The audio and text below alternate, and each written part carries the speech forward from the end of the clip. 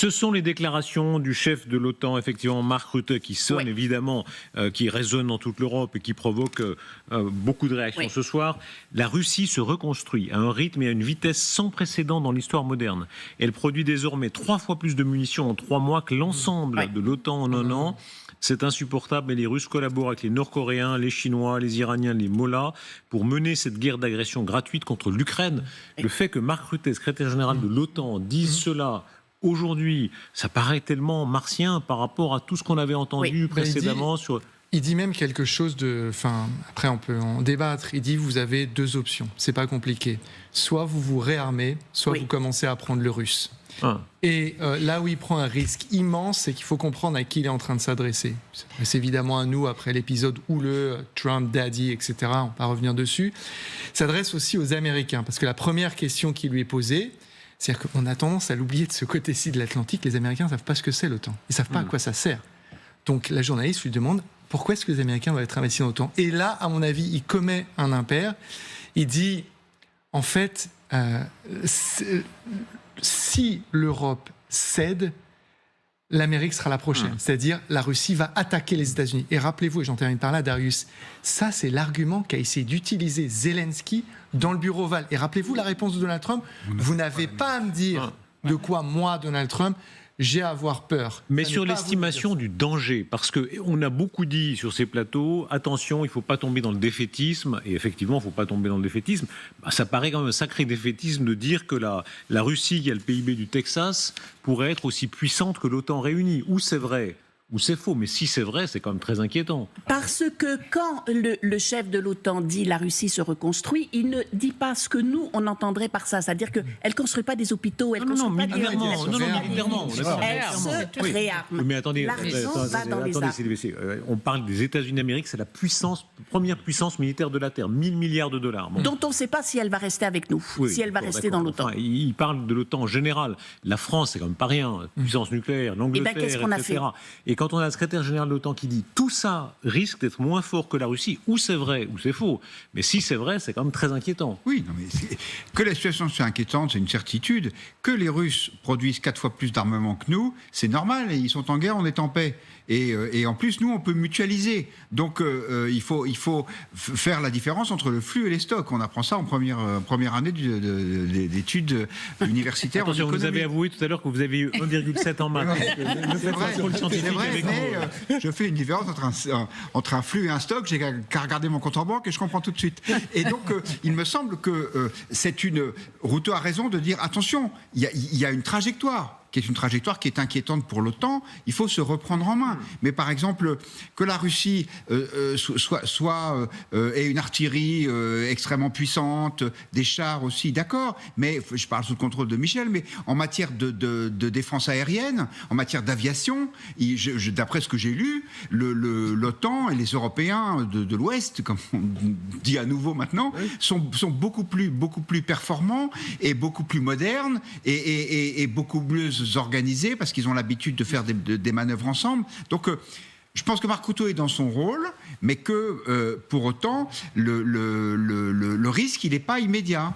Moi, je pense aussi que c'est une piqûre de rappel. Oui, en théorie, sur papier, on est beaucoup plus fort. La question n'est pas là. Mais on a un problème de volonté politique. On l'a vu à l'OTAN la semaine dernière. Quand on entend le général Burkhardt dire ils vont tenir 5 minutes de plus, je pense que c'est la même chose. Face à nous les Français, effectivement, on a une industrie, mais on a aussi cette risque que les Américains se retirent et en même temps, on a des voisins qui continuent d'acheter américain. On a du mal avec les Espagnols, on a du mal avec les Portugais pour leur convaincre et même quand nous sommes convaincus, avec les Allemands, même quand nous sommes convaincus qu'il faut défendre l'Ukraine pour des intérêts européens et pas simplement pour des raisons humanitaires, on peine à, sur 3 ans, développer assez d'armement, investir assez, parce qu'il y a des questions de décision budgétaire, parce qu'il ne faut pas froisser un certain nombre de personnes. Mais pardon, sur l'état de l'adversaire, parce qu'on dit beaucoup, on aurait pu, on devrait, on pourrait, mais sur l'état actuel de l'adversaire, est-ce que Mark Rutte bidonne ou non ? Oui et non. C'est-à-dire que non, mais bien sûr, quand il parle, par exemple, il parle surtout des munitions là. Par exemple. Effectivement, nous on se vante, on se glorifie d'avoir doublé notre production d'obus pour atteindre 80 000 obus, je crois, en 2026. Oui. C'est l'objectif ultime, super. Les Russes en fabriquent entre 3 et 4 millions par an, et ils en ont consommé juste pour l'année 2022 11 millions. Donc c'est pour situer à peu près les catégories. On se vante d'avoir doublé notre production de canons César, donc on est passé de 2 à 4, je crois, ou 6. 6. On est à 6. L'armée russe était 2500 canons en 2022 en Ukraine. Équivalent des Césars ? Non, pas tous. Non, bien sûr. Non. Mais on produit que des canons César, nous. Mais équivalent César, ils en ont combien, par exemple ? Alors, c'est pas le même 152 mm. Actuellement, ils en ont peut-être 1 millier encore. 1000 ? Oui, à peu près. Contre la France, qui en a combien ? Nous, toute notre artillerie, maintenant, doit avoir une centaine de pièces. Voilà, tout calibre réuni. Et ça fait 3 ans que la guerre dure. Exactement. C'est-à-dire, on s'est mobilisé beaucoup plus. On s'est téléphoné pendant 3 ans. Beaucoup plus à la fin des années 30, par exemple. Mais on s'est pas réarmé suffisamment. De 1936 à 1939. Alors, bon, je ne dis pas qu'on se dirige mécaniquement vers la guerre, mais on est beaucoup plus monté en puissance à cette époque parce que on l'avait anticipé, on avait quand même un peu prévu qu'un jour, les dividendes de la paix, ça aurait forcément une fin. Qu'il faudrait peut-être à un moment donné se préparer à remonter en puissance et très vite, que la grenouille devienne un bœuf, mais très vite. Regardez comment Vladimir Poutine, déclaration de la soirée, puisqu'ils se répondent, c'est assez fascinant de voir à quel point l'OTAN et Poutine se répondent presque de manière, simultanée. Parfois juste à genoux dans les garages et sur leurs ordinateurs portables à la maison, les bricoleurs russes inventent des choses qui surpassent en qualité, en efficacité certains matériels de nos adversaires des pays de l'OTAN. Là, il joue un peu Steve Jobs dans son garage. C'est l'effet Zelensky. C'est l'effet Zelensky, c'est-à-dire qu'il a quitté la logique KGBiste, Novichok, il a compris qu'il y a quand même une dimension générationnelle à l'affrontement, puisque Zelensky, il faut le rappeler, c'est Apple Pay, Tesla, etc. Et ça a beaucoup infusé dans l'armée ukrainienne, les modes opératoires. L'opération, par exemple, toile d'araignée, elle est extrêmement insolente et, pardon pour le terme que je déteste, mais disruptive, quoi. C'est-à-dire que ça sort complètement des sentiers battus, et ce sont des gens qui, littéralement, comme ça, viennent avec des piercings dans le nez et proposent au grand chef des choses que personne n'a jamais fait et qui sont complètement inédites. Puisque vous en parlez, on va voir les images. Regardez, ça c'est l'opération toile d'araignée et actualité du jour. De nouvelles images satellites montrent que la Russie a replacé des avions sur cette base Engels 2, là où le 5 juillet, les Ukrainiens avaient réussi leur opération évidemment majeure et très réussie avec ces avions porteurs potentiels de bombes qui avaient été détruits par les Ukrainiens. Donc effectivement, il y a une espèce d'accélération dans la guerre de part et d'autre. Moi, je pense que les Ukrainiens vont les cibler à nouveau. Et d'ailleurs, quand vous aviez posé la question de qu'est-ce qu'ils pourraient faire ensuite, moi, je qu'ils pourraient le refaire. Parce que c'est ça aussi, on a tendance à s'enfermer dans des schémas très, très binaires quand on regarde la Russie. Il y a une synthèse à faire entre des côtés très amateurs ou nuls, comme disait le général Yakovlev, mais il y a aussi une capacité à monter en qualité sur des sujets très spécifiques, que ce soit les drones filoguidés, que ce soit le brouillage, que ce soit le maniement de certains matériels. Qu'est-ce qu'on voit ici, sur cette image satellite, Michel ? C'est vous le spécialiste. Positionner les aéronefs. Là, on voit c'est l'opération toile dernier là où c'est Engels 2.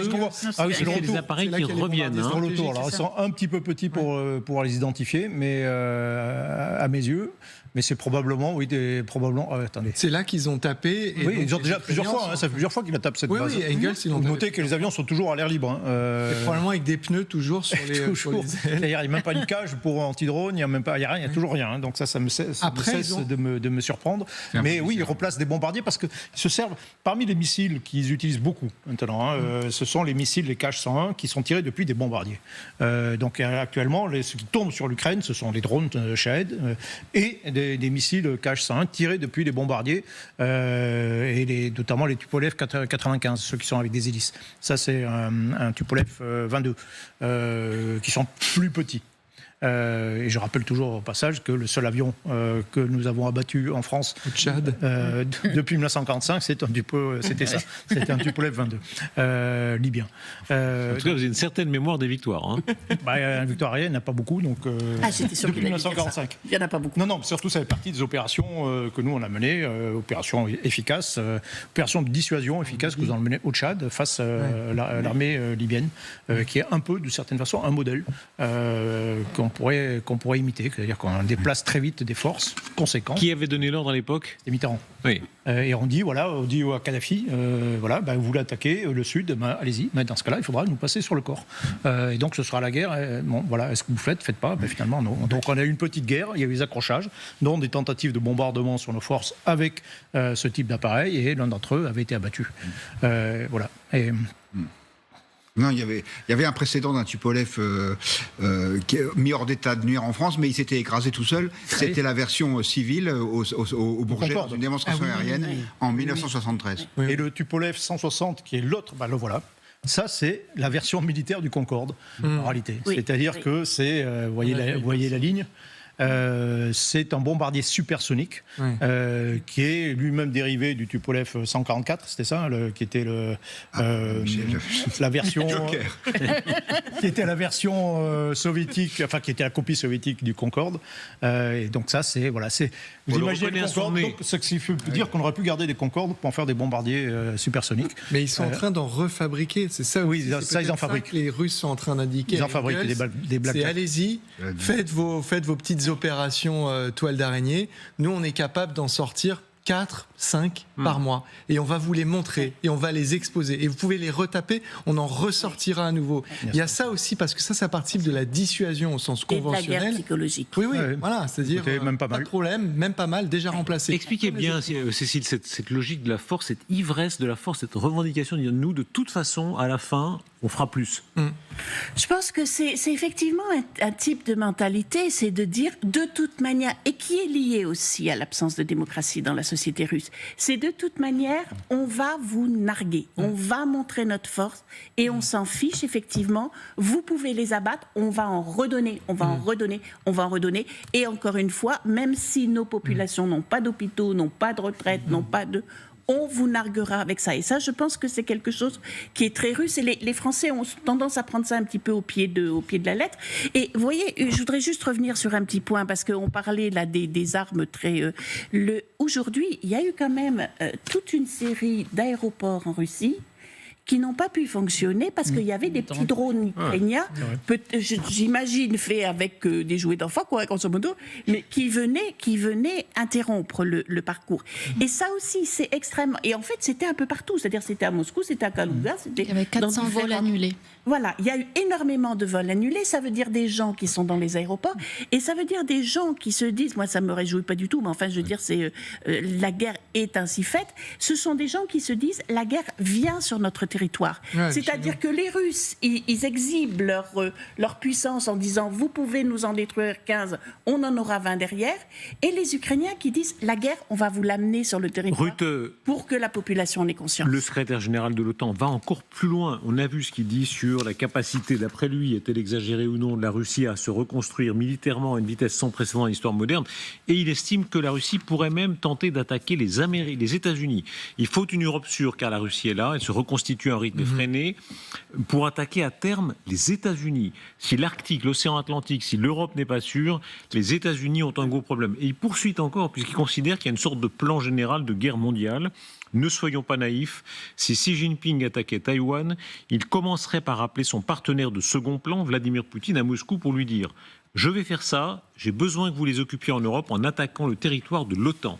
Pour les dissuader, nous devons collaborer avec l'Indo-Pacifique. » Le secrétaire général de l'OTAN dit il est possible qu'il y ait une sorte de plan, d'axe, comme il y a eu des axes pendant la Seconde Guerre mondiale, où il y a un axe russo-chinois prêt à entrer en guerre ensemble. C'est avec cette idée d'une hyper-extension stratégique provoquée par une entente Moscou-Pékin, et il explique qu'il y aurait un appel entre Xi Jinping et Poutine, vas-y attaque Taïwan pendant que moi je fixe des troupes. Bon, c'est possible, après moi je l'ai dit tout à l'heure, ça part de cette idée que on va inquiéter le monde entier et notamment les Américains en leur disant vous êtes les prochains sur la liste. Quand on voit l'état des relations Trump-Poutine, la crédibilité de ce genre d'assertion, elle me paraît faible. Et je l'ai dit tout à l'heure, ensuite c'est un argument qui n'a franchement pas fait mouche la dernière fois qu'il a été sorti à Donald Trump dans le bureau ovale. Non, c'est sûr que moi je rejoins Gallagher. Il essaie de convaincre non seulement Trump, mais Hegseth, Colby, tout le Pentagone qu'ils ont tort de se retirer du conflit ukrainien au profit de l'Asie parce que c'est lié. Et honnêtement, et je rejoins Gallagher, la relation actuelle entre Trump et Poutine et plus généralement l'état aussi de la Russie me font penser qu'il abuse un peu. D'attaquer les États-Unis. Franchement, à part, ils vont faire quoi ? Ils vont attaquer Anchorage ou Seattle au plus. J'y crois pas une seule seconde aujourd'hui. Après, je comprends la démarche de Rutte, mais je pense pas que c'est très efficace. Moi, je crois qu'il va trop loin. Il exagère vraiment. On sent un malaise. En fait, non. Ce qui peut être vraisemblable, et il en parle aussi, c'est que effectivement, les Russes, éventuellement pour détourner l'attention, attaquent par exemple l'Estonie. Attaque, par exemple, du côté de la Lituanie. Et il pose la question en disant est-ce que vraiment l'article 5 du pacte de l'OTAN va fonctionner ? Ça, tout le monde lui dit oui, ça va fonctionner, mais c'est pas sûr du tout. Et dans les pays baltes, par exemple, où ils se réarment, où ils se réorganisent, où ils lancent des instructions aux populations en temps d'attaque, ils estiment vraisemblable qu'il y ait, en tout cas pas invraisemblable qu'il y ait une attaque russe, et ils ne sont pas du tout convaincus que l'OTAN viendra les défendre. Et la vraie question, à mon sens, elle est là. C'est pas est-ce que la Russie va attaquer les États-Unis, ça, moi, j'y crois pas une demi-seconde, dans les 5 ans, on va dire. Est-ce que la Russie va attaquer l'Estonie ou va attaquer la Lituanie ? Faut voir, quoi. Tout ça donne quand même une impression de désordre. À part ça, l'OTAN, c'est quand même la plus grande alliance militaire de tous les temps. Et avoir un secrétaire général qui dit, et ça ressemble parfois un peu au n'importe quoi, quand il dit Poutine n'attaquera pas l'Estonie aujourd'hui. Bon, mais il pourrait le faire dans 5 ou 7 ans. Qu'est-ce que ça veut dire ? On a l'impression que c'est Madame Soleil qui dit ça veut dire quoi ? Il pourrait dire 8 ans, 9 ans. Pourquoi autant de désordre ? Parce qu'il y a peut-être un début de panique, c'est-à-dire qu'effectivement, l'avenir de l'OTAN est en suspens. Mark Rutte, qui est quand même l'homme qui doit faire tenir ensemble tout ça, est dans une situation qui est difficile, et on a l'impression d'un candidat un peu affolé qui passe son oral, qui s'aperçoit qu'un premier argument n'a pas convaincu le jury, alors il en essaye un deuxième, un troisième, un quatrième, mais il y a un moment où on se dit oh là là, mais est-ce qu'il est vraiment prêt à passer l'épreuve ? Effectivement, je crains que ce soit contre-productif. L'exemple qu'il donnait à l'instant en disant si la Chine attaque Taïwan, alors à ce moment-là on va faire ça. Tout ça, ça peut se négocier. Comment expliquer ça ? On imaginerait logiquement, le secrétaire général de l'OTAN devrait dire l'OTAN est prête à tout, que la Russie essaye de mettre un seul pied en Estonie, elle sera punie de manière irréversible tout de suite. Au lieu de ça, elle dit l'Estonie peut-être dans 5 ou 7 ans, et puis la Russie elle est en train de se réarmer de manière massive, et puis peut-être ce sera la guerre mondiale avec la Chine. Enfin, ça paraît quand même très léger. Oui, mais parce que Mark Rutte considère que c'est le meilleur moyen de réveiller les opinions publiques européennes, et que donc